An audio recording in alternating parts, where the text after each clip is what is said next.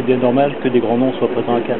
En plus, s'ils n'étaient pas là, on nous dirait comment ça se fait qu'il y a peu de grands noms. Et donc, il faut savoir trouver un juste milieu. L'année dernière est une année de grande découverte. Cette année, peut-être un petit peu moins, mais je suis moi très passionné par l'idée de savoir et de connaître la réaction du public, comment Lars von Trier a su ou pas se renouveler, comment Tarantino a su ou pas se renouveler, comment Almodovar continue de mener cette œuvre singulière sans jamais cesser de surprendre. Et finalement, pour eux tous, c'est beaucoup plus compliqué de continuer à marquer les esprits que de le faire pour une première fois. Combien de films visionnés pour fédérer une cinquantaine en compétition? Si je prends les pures statistiques, on a près de 1700 films se sont inscrits, donc ont été visionnés par l'ensemble des équipes de sélection et par moi-même. Enfin, moi, j'en vois 700, 800 chaque année, à partir desquels 200 ou 300 arrivent, si j'ose dire, en finale. Et parmi ces 200 ou 300, on puise une sélection de 50 films, dont 20 en compétition. Il y a un comité spécial qui visionne des films qui arrivent par DVD. Est-ce que dans la compétition officielle se retrouve l'un de ces films? Alors, oui, parce que si vous vous souvenez d'un cinéaste thaïlandais qui s'appelle Apichatpong Weerasethakul, Apichatpong est arrivé la première fois au Certain Regard alors qu'il avait envoyé une VHS. Donc ça fait quelques années, et par la poste. On est comme un éditeur qui reçoit un manuscrit par la poste, il faut qu'il le lise, parce que c'est peut-être le futur Marcel Proust. Nous, on est obligé de faire attention à tout, et en effet, il y a un comité constitué de jeunes gens qui est chargé de regarder tout ce qui arrive de n'importe quelle façon, DVD, ou cassette VHS, des choses dont on n'a pas idée, on ne connaît pas le producteur, on ne connaît pas le metteur en scène, il faut regarder quand même, on ne sait pas, c'est peut-être intéressant. C'est facile de se faire une idée d'un film qui n'est pas terminé mais qu'on a sélectionné aussi? Ça fait partie du métier, ça fait partie des hypothèses qu'on doit savoir faire, ça fait partie aussi des risques qu'il faut savoir prendre, ça fait partie aussi des dangers. Et donc des erreurs qu'on peut commettre. Parfois, les gens nous disent, ce film on ne comprend pas pourquoi il est là. On ne va pas dire, on n'avait pas vu entier, ou le film que vous avez vu n'est pas celui auquel on pensait, etc. Ça fait partie de ce qui fait que Cannes est constitué en grande partie d'avant-première mondiale. Une présence moins nombreuse que d'habitude, celui des studios américains. C'est un phénomène conjoncturel lié à la grève des scénaristes? Conjoncturel et comment vous dire, il faut faire une analyse sur le moyen terme. L'an dernier, souvenez-vous, il y avait énormément de cinéastes américains, il y en avait 5 en compétition. Cette année, il y en a 2, puisqu'il y a Tarantino et Ang Lee, c'est un film américain, et on verra l'année prochaine, mais il n'y a pas de désaffection de la part des studios. On ouvre le festival de Cannes avec un film Pixar Disney, grand studio s'il en est, donc il n'y a pas de désaffection. La grève des scénaristes il y a 18 mois, forcément, a tari un petit peu la source des films de Hollywood qui pouvaient éventuellement être présentés 18 mois plus tard ici à Cannes, mais il n'y a aucune inquiétude et aucun sens à donner à cette présence qui est quand même relativement importante et qui a encore plus marché. On peut dire que le Festival de Cannes ne connaît pas la crise? Alors, connaît pas la crise? Non, on ne connaît pas la crise. On a même une augmentation des accréditations. C'est même le Festival de Cannes qui est non pas un remède à la crise, mais peut-être quelque chose dont on a besoin en temps de crise. Évidemment, toujours le côté, le Festival de Cannes est là pour faire rêver les gens.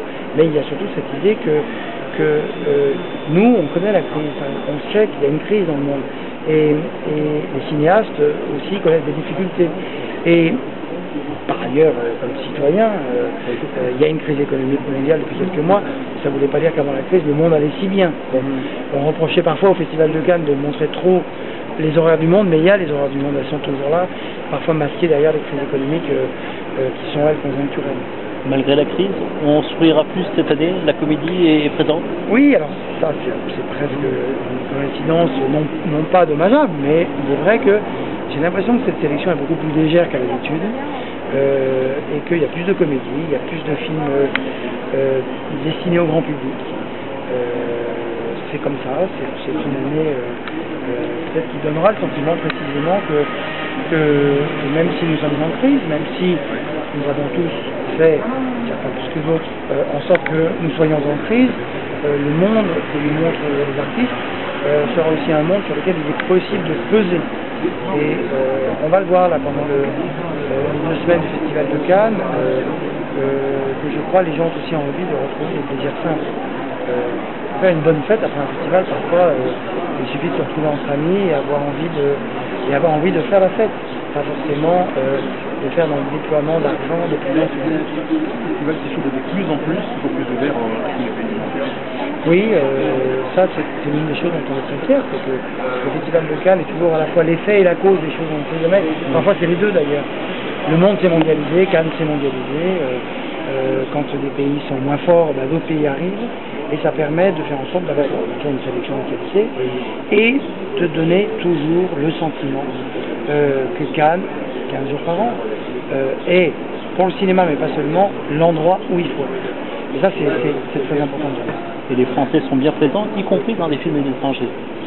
Oui, alors ça on le sait, que le mode de production français fait en sorte que la France, par les acheteurs, les vendeurs, les distributeurs, est très présente dans les œuvres du cinéma d'auteur des pays européens, mais beaucoup des pays asiatiques par exemple. Et ça, c'est aussi une autre façon pour la France d'être présente, même quand la sélection française pourrait n'être pas aussi importante. Cela dit, elle laisse cette année 4 films français en compétition, c'était 3 les dernières années, avec le doyen Alain Resnais, et puis quelqu'un d'une trentaine d'années, Janoli, quelqu'un d'une quarantaine d'années, Gaspard Noé, quelqu'un d'une cinquantaine d'années, Jacques Audiard. Je crois qu'on a montré que le cinéma français est quand même en bonne forme. Est-ce que vous avez votre travail comme sortez du palais, ça fait un tout petit peu de temps? J'y réfléchis pas vraiment, mais je sais que chaque fois que ça fait maintenant plus de 10 jours qu'on est ici à Cannes pour préparer le couvert, si j'ose dire, pour mettre la table, mais chaque fois c'est un tel plaisir de se retrouver ici dans cette ville que j'ai pas d'endroit particulier. Si, j'aime beaucoup là, puisque le festival n'a pas encore commencé, et j'ai encore un peu de temps, et puis il y a encore beaucoup de choses à régler. J'aime bien le soir partir sur la croisette du côté du Palm Beach et marcher là-bas en tout en téléphonant. Ça c'est l'un des plaisirs professionnels que j'ai. Des stars françaises vont faire l'affiche là pour du cinéma, et Eric Cantona et Johnny Hallyday, même si Johnny Hallyday on l'a déjà vu, y compris à Cannes, ça dénote un phénomène intéressant.